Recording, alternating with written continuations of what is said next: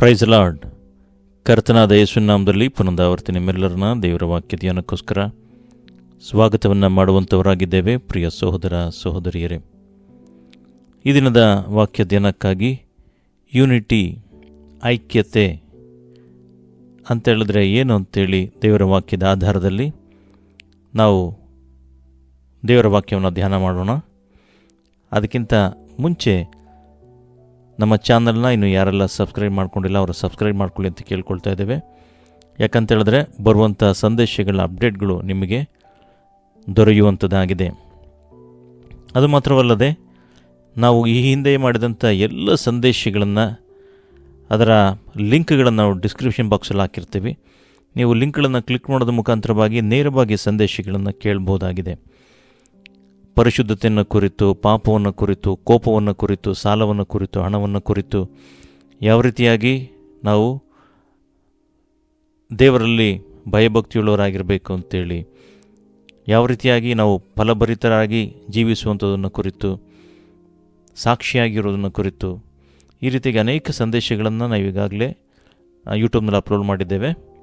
ಖಂಡಿತವಾಗಿ ನಿಮಗೆ ಆತ್ಮಿಕವಾಗಿ ಬಹಳ ಬಹಳ ಉಪಯೋಗವಾಗುವಂಥದ್ದಾಗಿದೆ. ನಾವು ಸಂದೇಶವನ್ನು ಮುಂದುವರಿಸಲು ಬಯಸುವಂಥವರಾಗಿದ್ದೇವೆ. ಐಕ್ಯತೆ ಅಂತ ನೋಡಬೇಕಾದ್ರೆ ನೋಡಿ, ಇದು ಬಹಳ ಬಹಳ ಮುಖ್ಯವಾದ ಸಂಗತಿಯಾಗಿರುವಂಥದ್ದಾಗಿದೆ. ಐಕ್ಯತೆ ಇಲ್ಲ ಅಂತಿತ್ತು ಅಂತ ಹೇಳಿದ್ರೆ ಒಂದು ಮನೆ ಅದು ಮುರಿದು ಬೀಳುವಂಥದ್ದಾಗಿದೆ. ಐಕ್ಯತೆ ಇಲ್ಲ ಅಂತಿತ್ತು ಅಂತ ಹೇಳಿದ್ರೆ ಸಂಬಂಧಗಳು ಮುರಿದು ಬೀಳುವಂಥದ್ದಾಗಿದೆ. ಐಕ್ಯತೆ ಇಲ್ಲ ಅಂತಿತ್ತು ಅಂತ ಹೇಳಿದ್ರೆ ಸಭೆಗಳು ಮುರಿದು ಹೋಗುವಂಥದ್ದಾಗಿದೆ. ಐಕ್ಯತೆ ಇಲ್ಲ ಅಂತಿತ್ತು ಅಂತ ಹೇಳಿದ್ರೆ ವಿಶ್ವಾಸಿಗಳು ಬಿದ್ದು ಹೋಗುವಂಥವರಾಗಿದ್ದಾರೆ. ಐಕ್ಯತೆ ಅನ್ನೋದು ಬಹಳ ಬಹಳ ಮುಖ್ಯ. ದೇವರ ವಾಕ್ಯನ ಹೇಳುತ್ತೆ ನೋಡಿ, ಮಾರ್ಕನು ಬರೆದ ಸುವಾರ್ತೆ 3ನೇ ಅಧ್ಯಾಯ, ಬುಕ್ ಆಫ್ ಮಾರ್ಕನು ಬರೆದ ಸುವಾರ್ತೆ 3ನೇ ಅಧ್ಯಾಯ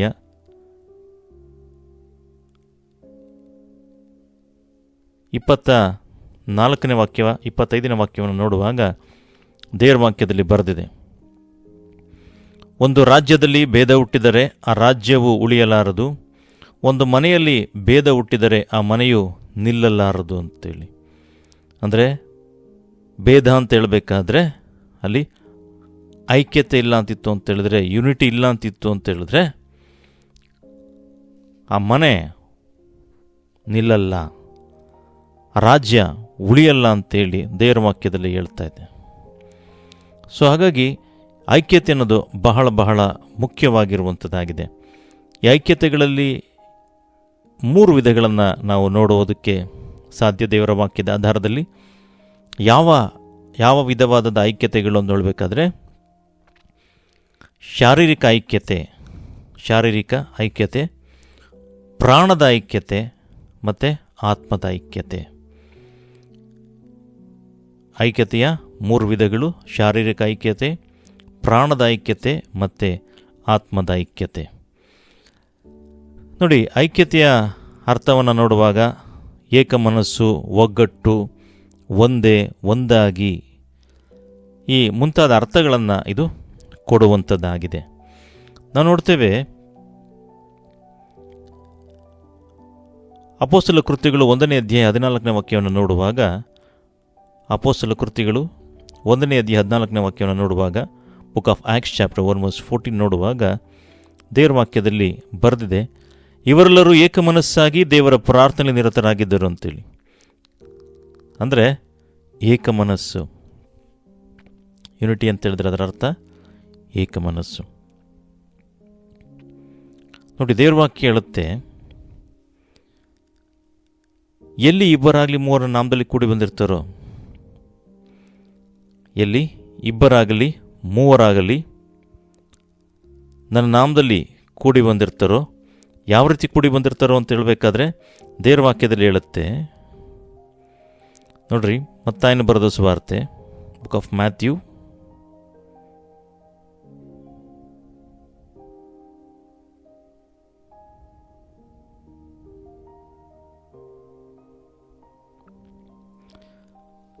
book of Matthew chapter 18 verse 19.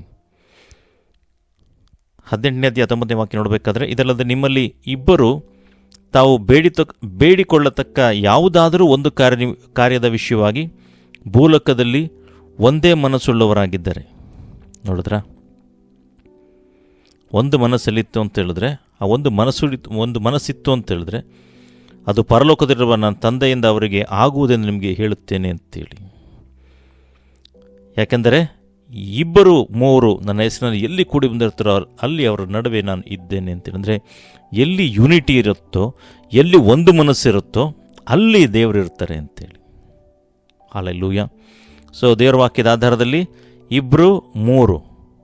ಇಬ್ಬರಾಗ್ಬೋದು, 3 ಜನ ಆಗ್ಬೋದು, ಒಂದು ಮನಸ್ಸುಳ್ಳವರಾಗಿ ಬರುವಾಗ ಅಲ್ಲಿ ದೇವರು ಬರ್ತಾರೆ.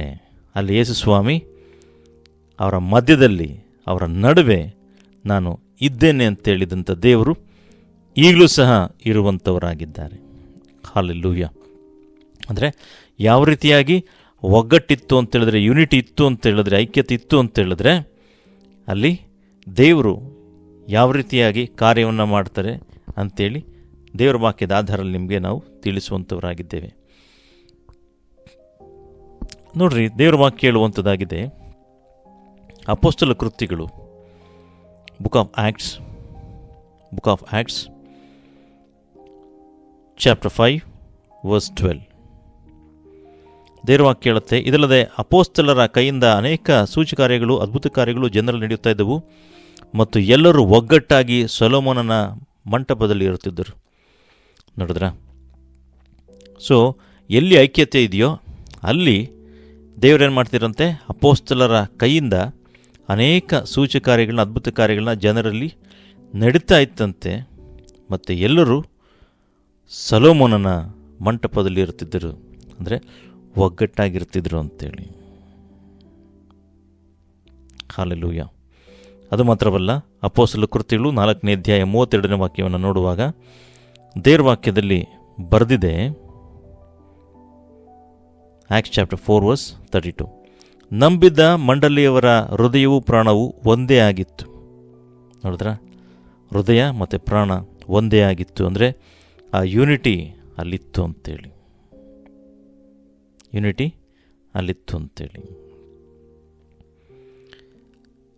ನೋಡಿ, ಯೂನಿಟಿ ಅನ್ನೋದು ಬಹಳ ಬಹಳ ಮುಖ್ಯ. ಸೊ ಯೂನಿಟಿನ ಸೈತಾನ ಸಹಿಸೋದಿಲ್ಲ. ಅದಕ್ಕೆ ಏನು ಮಾಡ್ತಾನೆ ಅಂತ ಹೇಳಿದ್ರೆ, ಯೂನಿಟಿ ಎಲ್ಲಿರುತ್ತೋ ಅದನ್ನು ಮುರಿಯೋದಕ್ಕೆ ನೋಡ್ತಾನೆ. ಎಲ್ಲಿ ಒಗ್ಗಟ್ಟಿರುತ್ತೋ, ಎಲ್ಲಿ ಐಕ್ಯತೆ ಇರುತ್ತೋ, ಎಲ್ಲಿ ಒಂದು ಮನಸ್ಸಿರುತ್ತೋ ಅದನ್ನು ಮುರಿಯೋದಕ್ಕೆ ನೋಡ್ತಾನೆ. ಯಾಕಂತ ಹೇಳಿದ್ರೆ, ಎಲ್ಲಿ ಐಕ್ಯತೆ ಇರುತ್ತೆ ಅಲ್ಲಿ ದೇವ್ರ ಕಾರ್ಯಗಳನ್ನು ಮಾಡ್ತಾರೆ. ಅದಕ್ಕೇನು ಮಾಡ್ತಾನೆ, ಸೈತಾನ ಆ ಯೂನಿಟಿನ ಮುರಿದಾಕ್ತಾನೆ. ಆತನು ಮುರಿದಾಕ್ತಾನೆ. ಯಾಕಂತ ಹೇಳಿದ್ರೆ ಐಕ್ಯತೆಯಲ್ಲಿ, ಯೂನಿಟಿನಲ್ಲಿ ಅಷ್ಟು ಶಕ್ತಿ ಇರುವಂಥದ್ದಾಗಿದೆ.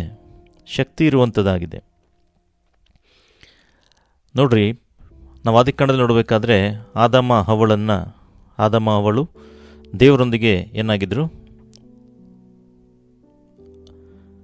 ಯೂನಿಟಿ ಆಗಿದ್ರು. ಅಂದರೆ ಐಕ್ಯತೆಯಲ್ಲಿದ್ದರು, ಒಂದು ಮನಸ್ಸುಳ್ಳವರಾಗಿದ್ದರು, ಒಟ್ಟಾಗಿದ್ದರು.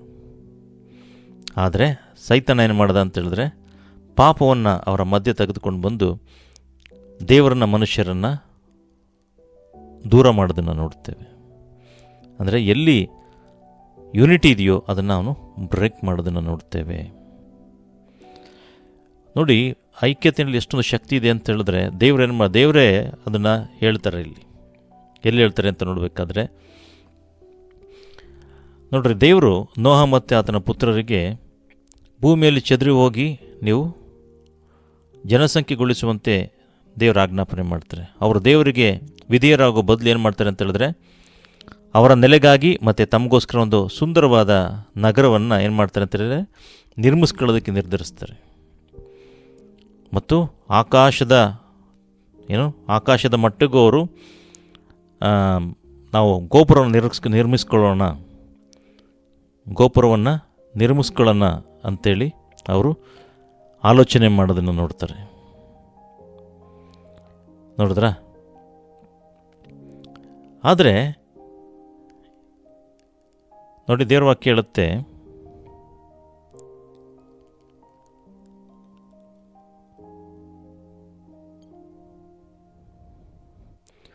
ಲೋಕದವರೆಲ್ಲರಿಗೂ ಒಂದೇ ಭಾಷೆ ಇತ್ತು, ಭಾಷಾ ಭೇದವನ್ನು ಇರಲಿಲ್ಲ. ಅವರು ಪೂರ್ವ ದಿಕ್ಕಿಗೆ ಮುಂದೆ ಮುಂದೆ ಪ್ರಯಾಣ ಮಾಡ್ತಿರುವಾಗ ಆದಿಕಾಂಡ 11ನೇ ಅಧ್ಯಾಯದಲ್ಲಿ ಶಿನಾರ್ ದೇಶದಲ್ಲಿ ಬಯಲು ಸೀಮೆ ಸಿಕ್ಕಲು ಅಲ್ಲೇ ವಾಸ ಮಾಡಿಕೊಂಡು ತಮ್ಮೊಳಗೆ ಬನ್ನಿ, ಒಳ್ಳೊಳ್ಳೆ ಸುಟ್ಟ ಇಟ್ಟಿಗೆಗಳನ್ನು ಮಾಡೋಣ, ಒಂದು ಪಟ್ಟಣವನ್ನು ಆಕಾಶವನ್ನು ಮುಟ್ಟುವ ಗೋಪುರವನ್ನು ಕಟ್ಟಿ ದೊಡ್ಡ ಹೆಸರನ್ನು ಪಡೆಯೋಣ. ಹೀಗೆ ಮಾಡಿದರೆ ಭೂಮಿಯ ಮೇಲೆಲ್ಲ ಚದುರುವುದಕ್ಕೆ ಆಸ್ಪದವಾಗೋದಿಲ್ಲ ಅಂದುಕೊಂಡರು. ಕಟ್ಟುವಾಗ ಕಲ್ಲಿಗೆ ಬದಲಾಗಿ ಇಟ್ಟಿಗೆಯನ್ನು, ಸುಣ್ಣಕ್ಕೆ ಬದಲಾಗಿ ಕಲ್ಲರಗನ್ನು ಉಪಯೋಗಿಸಿದರು. ನರಪತರು ಕಟ್ಟಿದ್ದ ಆ ಪಟ್ಟಣವನ್ನು, ಗೋಪುರವನ್ನು ನೋಡುವುದಕ್ಕೆ ಯೆಹೋವನು ಇಳಿದು ಬಂದನು. ನೋಡಿದ ಮೇಲೆ ಆತನು, ಇವರು ಒಂದೇ ಜನಾಂಗ, ಇವರೆಲ್ಲರಿಗೂ ಒಂದೇ ಭಾಷೆ, ಪ್ರಾರಂಭದಲ್ಲಿ ಇಷ್ಟು ದೊಡ್ಡ ಕೆಲಸ ಮಾಡುವವರಾಗಿರಲು ಮುಂದೆ ಏನು ಆಲೋಚಿಸಿದರೂ ಇವರಿಗೆ ಅಸಾಧ್ಯವಲ್ಲ. ನೋಡಿದ್ರಾ? ದೇವರೇ ಹೇಳ್ತಾರೆ, ಪ್ರಾರಂಭದಲ್ಲಿ ದೊಡ್ಡ ಕೆಲಸ ಮಾಡುವವರಾಗಿರಲು ಮುಂದೆ ಏನು ಆಲೋಚಿಸಿದರೂ ಇವರಿಗೆ ಅಸಾಧ್ಯವಲ್ಲ ಅಂತ ಹೇಳಿದ್ರೆ, ಯುನಿಟಿಲಿ ಎಷ್ಟು ಬಲ ಇರುವಂಥದ್ದಾಗಿದೆ, ಎಂಥ ಕಾರ್ಯಗಳನ್ನು ಬೇಕಾದ್ರೂ ಮಾಡ್ಬೋದು ಅಂತೇಳಿ ದೇವರಲ್ಲಿ ಹೇಳೋದನ್ನು ನೋಡ್ತೇವೆ. ಹಲ್ಲೆಲೂಯಾ. ಸೊ ಹಾಗಾಗಿ ಈ ಐಕ್ಯತೆ ಏನಿದೆ, ಇದರಲ್ಲಿ ದೊಡ್ಡ ಶಕ್ತಿ ಇರುವಂಥದ್ದಾಗಿದೆ, ಸಾಮರ್ಥ್ಯ ಇರುವಂಥದ್ದಾಗಿದೆ. ಹಲ್ಲೆಲೂಯಾ. ಈ ಐಕ್ಯತೆ ಏನಿದೆ, ಐಕ್ಯತೆ ಎಲ್ಲಿದೆಯೋ ಅಲ್ಲಿ ಖಂಡಿತವಾಗಿ ಆಶೀರ್ವಾದ ಇರುವಂಥದ್ದಾಗಿದೆ. ಐಕ್ಯತೆ ಎಲ್ಲಿದೆಯೋ ಅಲ್ಲಿ ಆಶೀರ್ವಾದ ಇರುವಂಥದ್ದಾಗಿದೆ. ಐಕ್ಯತೆ ಎಲ್ಲಿದೆಯೋ ಅಲ್ಲಿ ಬಿಡುಗಡೆ ಇರುವಂಥದ್ದಾಗಿದೆ. ಐಕ್ಯತೆ ಎಲ್ಲಿದೆಯೋ ಅಲ್ಲಿ ದೇವರು ಕಾರ್ಯಗಳನ್ನು ಮಾಡುವಂಥವರಾಗಿದ್ದಾರೆ. ನೋಡ್ರಿ, ಐಕ್ಯತೆಗೆ ಏನು ಅಡ್ಡಿಗಳಿದೆ ಅಂತೇಳಿ ನಾವು ಮೊದಲು ನಿಮ್ಗೆ ತಿಳಿಸ್ತೇವೆ. ಅದಾದ ನಂತರ ಐಕ್ಯತೆಯ ಅಡ್ಡಿಗಳನ್ನು ಯಾವ ರೀತಿ ದೂರ ಮಾಡ್ಕೊಳ್ಳುವಂಥದ್ದು, ಯಾವ ರೀತಿಯಾಗಿ ಐಕ್ಯತೆಯ ಮಾರ್ಗನ ಕಂಡುಕೊಳ್ಳುವಂಥದ್ದು, ಅದನ್ನು ಸಹ ನಿಮ್ಗೆ ಹೇಳ್ಕೊಡ್ತೇವೆ. ಮತ್ತು ಐಕ್ಯತೆಯಲ್ಲಿರುವಂಥ ಆಶೀರ್ವಾದಗಳೇನಿದೆ ಅದನ್ನು ಸಹ ನಾವು ನಿಮ್ಮೊಂದಿಗೆ ಹಂಚಿಕೊಳ್ಳುವಂಥವರಾಗಿದ್ದೇವೆ. ನೋಡಿ, ಇದುವರೆಗೂ ನಾವು ಒಂದು ಇಂಟ್ರಡಕ್ಷನ್ ಮೆಸೇಜ್ ಮಾತ್ರ ನಾವು ಇದುವರೆಗೂ ಹೇಳಿದ್ದೇವೆ. ಇದರ ಮುಂದುವರೆದ ಭಾಗವನ್ನು ನಾವು ನೆಕ್ಸ್ಟ್ ಪಾರ್ಟಲ್ಲಿ ಮುಂದುವರಿಸಲು ಬಯಸುವಂಥವರಾಗಿದ್ದೇವೆ. ದೇವರು ಈ ವಾಕ್ಯಗಳ ಮುಖಾಂತರವಾಗಿ ನಿಮ್ಮನ್ನು ಆಶೀರ್ವಾದ ಮಾಡಲಿ. God bless you.